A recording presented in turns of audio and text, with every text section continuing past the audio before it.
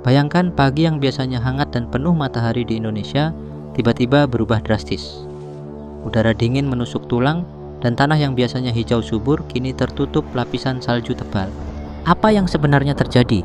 Bagaimana Indonesia, negara tropis dengan ribuan pulau, bisa berubah menjadi negeri bersalju? Mari kita selami skenario ini lebih dalam. Kira-kira apa yang bakal kamu lakukan kalau bangun pagi tiba-tiba seluruh dunia kamu berubah putih? Tulis di kolom komentar ya.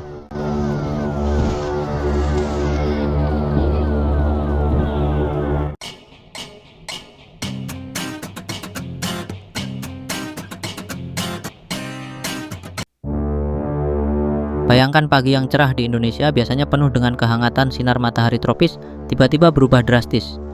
Angin dingin menusuk tulang mulai bertiup dan awan gelap menggantung rendah. Dalam hitungan jam, salju mulai turun, putih, tebal, dan dingin.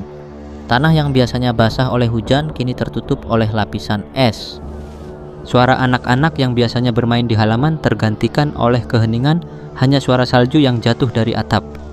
Orang-orang keluar dari rumah, bingung melihat pemandangan yang belum pernah mereka saksikan. Indonesia, negara tropis dengan garis pantai terpanjang di dunia, kini tertutup salju layaknya negeri-negeri di kutub utara. Kalau kamu lihat salju turun di depan rumahmu, apa yang pertama kali kamu lakukan? Tulis di komentar ya.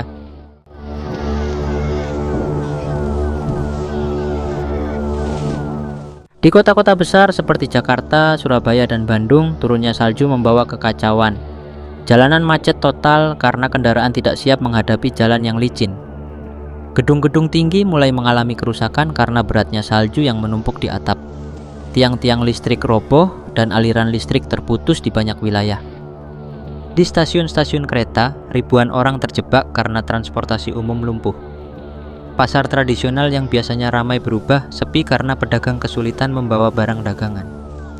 Di tengah kekacauan ini ada satu hal yang menarik. Orang-orang mulai berbagi. Tetangga saling membantu membersihkan salju, dan makanan hangat seperti bakso dan wedang ronde menjadi penyelamat hari. Kalau ini terjadi di kota kamu, gimana cara kamu bertahan?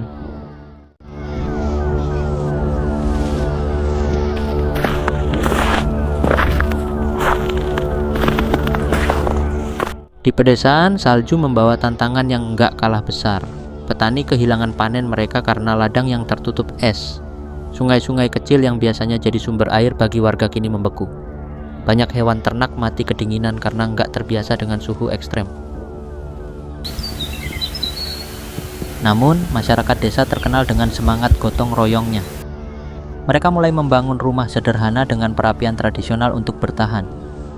Ibu-ibu memasak makanan hangat bersama dan anak-anak bermain salju di ladang yang kosong. Di tengah segala kesulitan, ada rasa kebersamaan yang membuat mereka tetap kuat.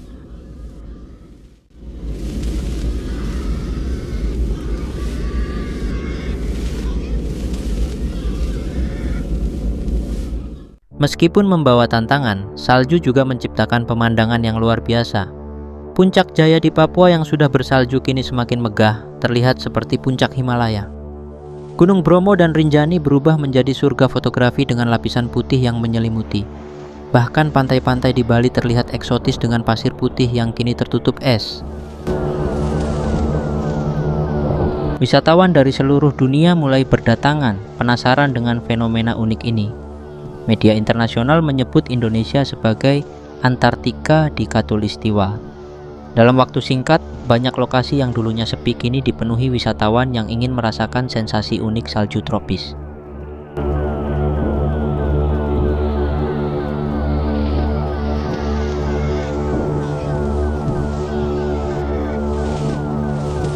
Tapi di balik keindahan ini ada juga kisah-kisah menyentuh hati. Di daerah pedalaman, banyak desa yang terisolasi karena jalan-jalan tertutup salju. Anak-anak harus berjalan jauh melewati medan bersalju untuk pergi ke sekolah. Di tengah semua itu, muncul para pahlawan. Relawan-relawan datang membawa bantuan, baik makanan maupun selimut tebal untuk mereka yang membutuhkan. Banyak yang rela mempertaruhkan nyawa melewati jalan berbahaya demi membantu mereka yang kesulitan.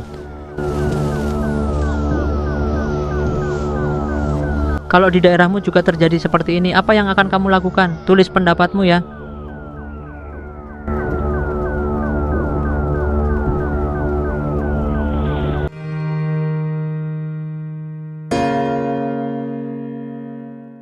Lama-kelamaan masyarakat mulai beradaptasi.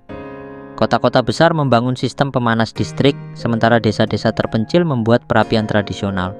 Bahkan fashion mulai berubah. Jaket tebal, sarung tangan, dan sepatu bot menjadi gaya sehari-hari.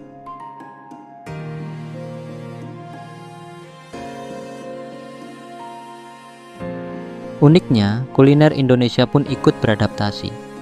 Wedang ronde, bajigur, dan bandrek menjadi favorit semua orang. Di beberapa daerah, makanan beku tradisional mulai muncul sebagai inovasi baru.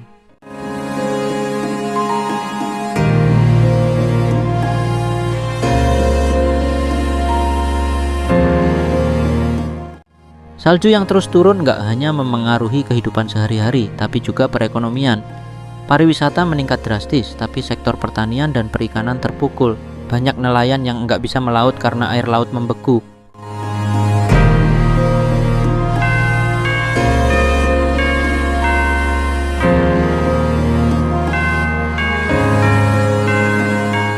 Namun, di tengah semua itu ada peluang besar.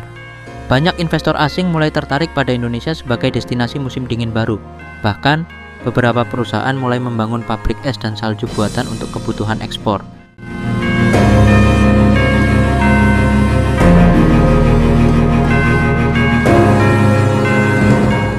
Kalau fenomena ini terus berlangsung, apa yang akan terjadi pada Indonesia dalam 20 tahun ke depan? Akankah kita menjadi negara kutub tropis pertama di dunia? Atau justru kehilangan identitas sebagai negara agraris yang subur?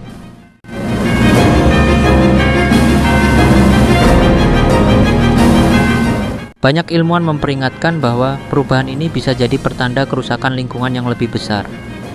Tapi di sisi lain, ini juga jadi momen bagi kita untuk belajar hidup lebih ramah lingkungan.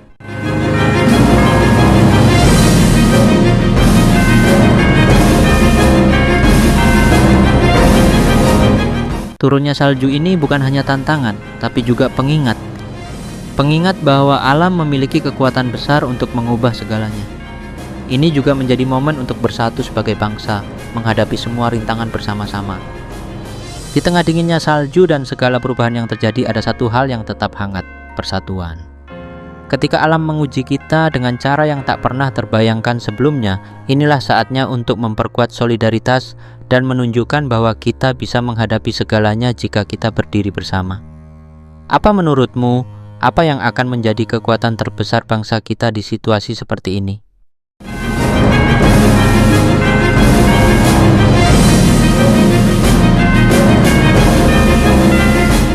Bayangkan Indonesia bersalju, indah sekaligus penuh tantangan. Dari kekacauan infrastruktur sampai perubahan gaya hidup, ini menunjukkan betapa luar biasanya kita sebagai bangsa. Jadi gimana menurut kamu? Apakah kita siap menghadapi perubahan sebesar ini? Tulis pendapat kamu di komentar ya. Jangan lupa like, subscribe, dan share video ini biar makin banyak yang ikut diskusi.